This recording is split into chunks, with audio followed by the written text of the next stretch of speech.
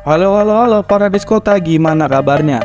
Gue doain semoga kalian selalu diberi kesehatan dan rezeki yang berlimpah.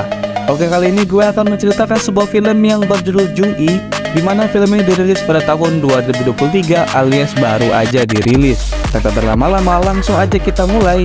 Eits, jangan lupa pastikan kalian untuk subscribe dulu sebelum nonton film ini. Oke, kalau gitu langsung aja kita kupas tuntas habis filmnya. Pada tahun 2194, bumi dikisahkan udah nggak bisa lagi dihuni oleh manusia.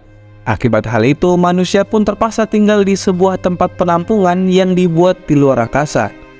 Berkat kuatnya tekad manusia untuk bertahan hidup, membuat mereka saling bersaing antara satu penampungan dengan penampungan yang lain. Hingga terciptalah aliansi bernama Republik Adrian yang dibentuk untuk memerangi umat manusia. Umat manusia di luar Republik Adrian akhirnya berupaya untuk melawan mereka demi menghentikan permusuhan yang udah terlanjur terjadi. Lalu saya memperlihatkan seorang kapten militer bernama Yo Jung-i yang memimpin pertempuran melawan pasukan dari Republik Adrian. Ia yang saat itu tinggal sendiri harus menghadapi begitu banyak robot yang dilengkapi oleh senjata canggih. Misi ini memang sangat sulit dan sangat berbahaya sehingga Kapten Yun pun gagal dalam pertempuran tersebut.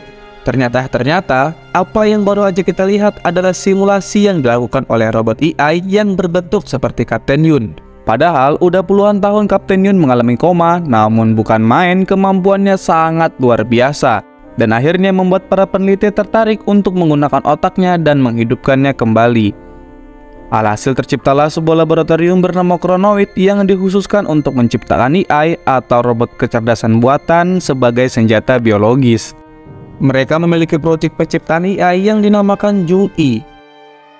Sedangkan pemimpin dari penelitian ini adalah putri Kapten Yun yang bernama So-hyun, di mana ia memiliki tekad yang kuat untuk menghidupkan ibunya kembali, dengan harapan nantinya Kapten Yun bisa kembali bertugas untuk memimpin pertempuran melawan Republik Adrian. Meskipun sampai saat ini proyek itu belum menunjukkan peningkatan yang signifikan, namun So-hyun berusaha meyakinkan para petinggi bahwa proyek itu pasti akan membuahkan hasil. Setelah presentasi selesai, So-hyun dan yang lainnya kembali melakukan uji coba pada robot Kapten Yun. Nah, uniknya jika berada di luar simulasi, robot itu memang bisa merasakan kesakitan seperti layaknya manusia normal. Lihat aja tuh, pas dilakukan uji coba, si robot merasakan kesakitan. Namun semua perasaan yang terkirim ke dalam otaknya bisa diatur oleh So-hyun melalui teknologi yang udah ia kembangkan. Aduh, tapi sayang 1000 sayang. Setelah 17 kali percobaan, mereka masih belum bisa menemukan formula yang tepat untuk mengendalikan robot itu. Salah satu anggota tim So-hyun yang bernama Jae-kyu mengungkapkan bahwa ia adalah penggemar Kapten Yun sejak kecil. Mendengar hal itu, So-hyun pun menceritakan bahwa dahulu ibunya terpaksa bekerja sebagai prajurit bayaran karena ia harus membiayai pengobatan So-hyun akibat tumor di paru-parunya. Hingga akhirnya di hari terakhir So-hyun menjalani operasi. Hari itu bertepatan dengan hari terakhir ibunya di medan peperangan, sehingga ia bahkan tidak bisa menemani So-hyun kala itu, namun ia berjanji akan segera menemuinya setelah misi selesai. 제가 사실 윤정희 팀장 팬이거든요. 히어로. 나 때문이었어요. 네?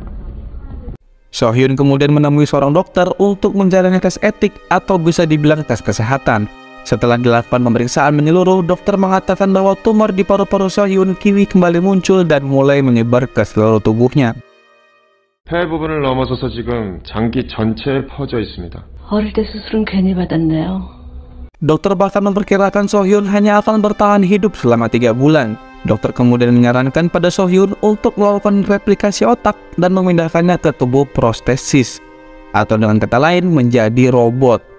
Dengan begitu, ia masih bisa merasakan kehidupan meskipun dengan menggunakan tubuh robot. Ada beberapa tipe pemindahan otak, yaitu tipe A, B, dan C, dan semuanya tergantung dari biaya yang dikeluarkan. Oke, jika tipe A, otak pasien akan dipindahkan ke tubuh protesis dan mendapatkan hak asasi yang sama seperti manusia. Tipe B, otak pasien masih bisa mendapatkan hak asasi manusia, namun tidak lengkap.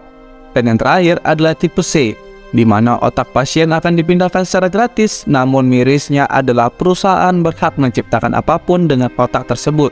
Ya, sama aja kayak hidup, tapi nggak hidup, tapi hidup. Tapi, ya begitu.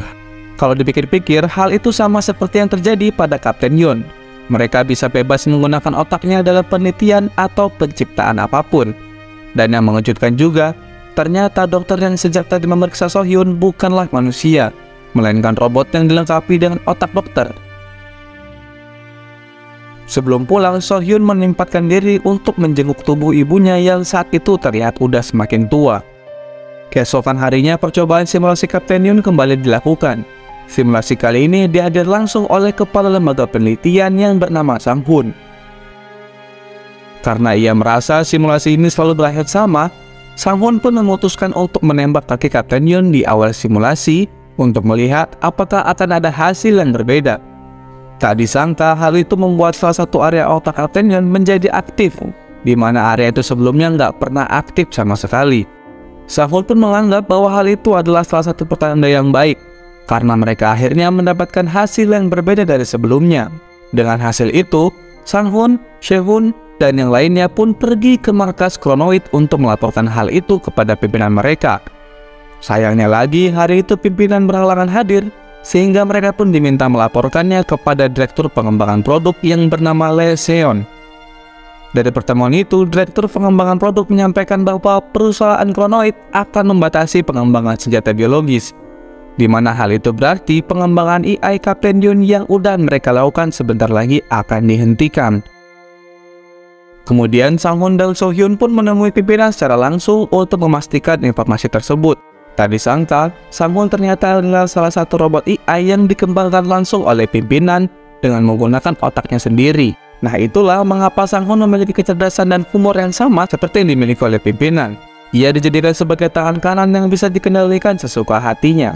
Setelah itu, pimpinan menyampaikan kepada Sehun bahwa perusahaan mereka akan menghentikan semua pengembangan senjata karena perang akan segera berakhir. Mereka berencana akan mulai menciptakan robot yang bisa mengerjakan pekerjaan rumah. Oleh sebab itulah, pimpinan pun meminta Sehun untuk segera menyelesaikan pengembangan robot Kapten Yoon. Kesal karena keputusan itu, Sang Hun pun mulai melakukan segala upaya untuk menyelesaikan pengembangan robot Kapten Yoon. Ia bahkan nekat memotong bagian tubuh robot agar Kapten Yoon bisa memberikan respon yang berbeda. Apa yang dilakukan oleh Sang Hun tentu saja membuat Sohyun merasa marah. Walaupun itu hanyalah tubuh robot, namun ibunya tetap merasakan rasa sakit yang sama. Untungnya sebelum Sang Hun bisa melakukan hal-hal yang lebih gila, seorang petugas memanggilnya dan mengatakan bahwa pimpinan ingin segera bertemu. Sehun kemudian memeriksa semua data pengembangan Jung-i dan melihat beberapa pemindahan data yang dilakukan oleh Jack Kyung. Dan gak disangka-sangka, pemindahan data itu ia lakukan untuk mengembangkan robot Kapten Yoon menjadi robot yang seksi. 지금 진행 중이다. 개발 중인 새 제품? 여지가 많지 않겠습니까? Karena hal itu, Sohyun akhirnya segera mengambil tindakan untuk menyelamatkan sang ibu. Saat menghidupkan robot Kapten Yoon, Sohyun menyampaikan beberapa hal kepadanya, hingga akhirnya pembicara mereka pun sampai ke area otak yang tidak dikenal. Ternyata area otak itu akan aktif ketika Kapten Yoon mengingat tentang anaknya, yaitu Sohyun. Kapten Yoon kemudian menanyakan bagaimana hasil operasi sang putri, apakah operasinya berjalan dengan lancar atau tidak. Karena selama ini hal itulah yang selalu mengganggu pikirannya. Dengan tangis pilu, Sohyun pun mengatakan bahwa operasinya berjalan dengan lancar. Kapten Yoon lalu mengatakan bahwa misi terakhirnya gagal karena ia kehilangan boneka pemberian sang putri. Ia merasa bersalah karena tak bisa menjaga boneka itu dengan baik. Akhirnya, tangisan Sohyun pun pecah seketika. Ia tak bisa lagi membendung air mata yang udah dari tadi ia tahan. Setelah itu, ia pun bersumpah akan menyelamatkan sang ibu apapun yang terjadi. Dalam simulasi terakhir, Sohyun membimbing ibunya untuk mengikuti semua perintahnya. Rencana Sohyun adalah membawa sang ibu keluar dari laboratorium agar ia bisa menikmati hidup dengan bebas. Namun Sang Hun yang melihat hasil simulasi menyadari adanya sesuatu yang aneh.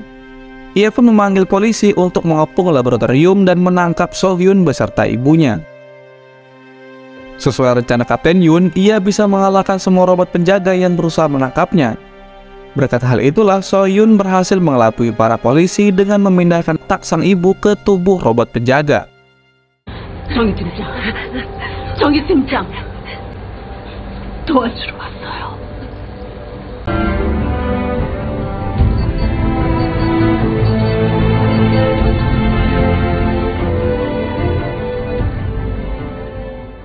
Setelah memasuki kereta yang akan membawa mereka pergi, So-hyun dan ibunya tiba-tiba dicegat oleh Sang-hun.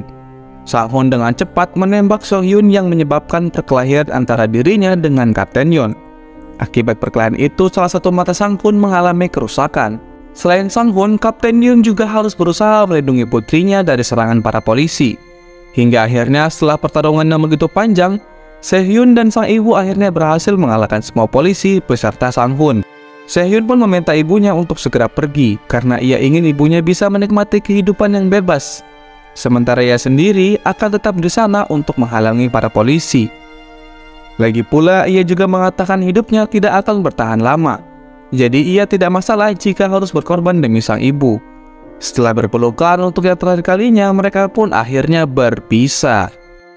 Pesan moral yang bisa diambil dari film ini adalah kita mungkin tidak punya banyak waktu yang tersisa, jadi kita harus memanfaatkan waktu sebaik-baiknya untuk orang terdekat. Keputusan yang kita buat kadang bisa menakutkan atau menjadi ujian, bahkan mungkin membuat kita bertanya-tanya untuk siapa kita melakukan perjalanan kita selama ini. Tapi yang jelas, hal-hal yang tidak terduga yang muncul di hadapan kita bisa membuat hidup lebih bermakna. Mantap, segitu aja alur cerita film kita kali ini. Next, kalau kalian punya rekomendasi film, langsung aja tulis di kolom komentar. Oke para beskota, sampai bertemu lagi. Itu kata siapa ya di TikTok ya? Oke, gitu aja. See you.